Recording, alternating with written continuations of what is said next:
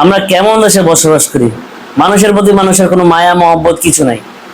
বরিশালের একটি ফ্যামিলিতে ভাই ভাইকে জায়গা সম্পত্তির জেরে কিভাবে এক ভাই আরেক ভাইয়ের চোখ উপড়ে ফেলে, নির্মম ভাবে চোখ হাত দিয়ে উপড়ে ফেলে দিয়েছে। এইসব দেখার পর সাধারণ মানুষ ঠিক থাকতে পারে না। এতে করে দিনকে দিন অন্যায় অবিচারের মাত্রা বেড়ে যাচ্ছে।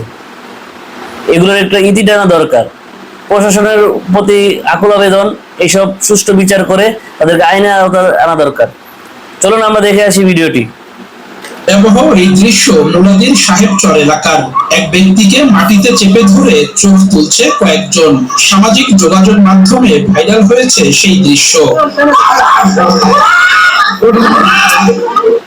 ভুক্তভোগীর নাম রিপন ব্যাপারী। তার দাবি, জমিজমা ও আর্থিক বিরোধের জেরে গত শুক্রবার এমন নৃশংসতা চালিয়েছে তারই দুই ভাই স্বপন ও রোকন। সাথে ছিল রোকনের স্ত্রী নূরজাহান, মেয়ে সুবর্ণা সহ কয়েকজন। বাবা আরশেদ ব্যাপারীকে এর নির্দেশদাতা হিসেবে দাবি রিপনের। আমার ছোট ভাই ভাইজি লাফাও বান্ধা ছিল, মাথা ছিল আমার ভাইজি ভাই বোন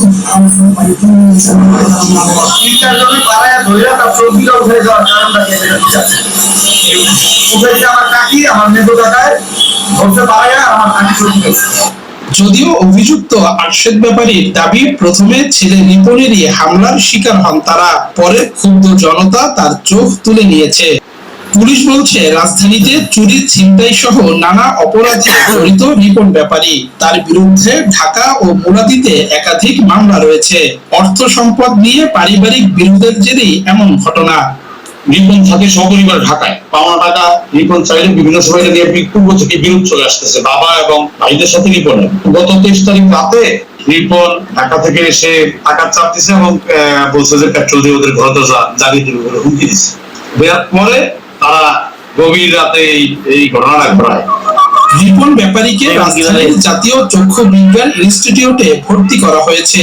এ ঘটনায় 8 জনের বিরুদ্ধে আদালতে মামলা করেছে তার স্ত্রী নূরজাহান বেগম।